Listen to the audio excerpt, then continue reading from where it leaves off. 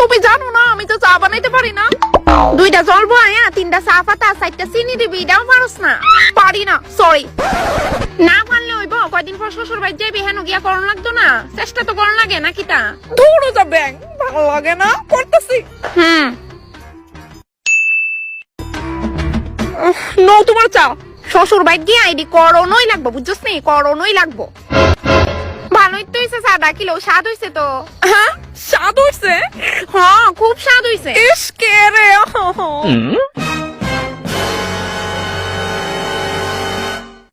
লতিকা সুতান্তে আমার লেগে চা লইয়া।